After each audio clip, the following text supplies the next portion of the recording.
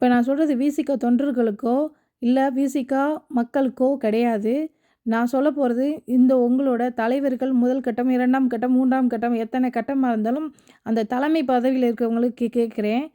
நாங்க வந்து கஷ்டப்பட்டு ஓட்டு போட்டு டிவிக்கே வரணும், விஜய் வந்து முதலமைச்சர் ஆகணும் அப்படின்னு ஆசைப்பட்டு அத்தனை பேரும் ஓட்டு போட்டு 108 சீட்டு வாங்கியிருக்கோம்.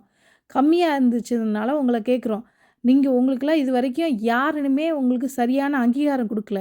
இவர் வந்து கேட்டாருன்னா, அவ்ளோ டிமாண்ட் பண்ணிட்டு, அமைச்சரவையில ஒரு பங்கு குடுக்குறேன்னு சொல்லியாச்சு. இதுவரைக்கும் நீங்க எப்பயாவது அமைச்சர் ஆயிருக்கீங்களா? அப்படி இருக்கும்போது, துணை முதலமைச்சர் ஆகணுன்றீங்க, முதலமைச்சர் ஆகணும்னு கேட்குறீங்க. இதில திருமா காலம்னு வேற. திருமா காலம் கிடையாது. கர்மா காலம். உங்கள மாதிரி ஆளுகளால உங்க தொண்டர்களுக்கும், உங்கள சேர்ந்த மக்களுக்கும் எந்த நன்மையுமே கிடைக்காது. கண்டிப்பா சொல்றேன். ஃப்யூச்சர்ல நீங்க வரவே முடியாது. நீங்க பண்ண டிமாண்ட் எல்லாமே மக்களுக்கு தெரியும். நெக்ஸ்ட் டைம் உங்களுக்கு சப்போர்ட்டே பண்ண மாட்டாங்க.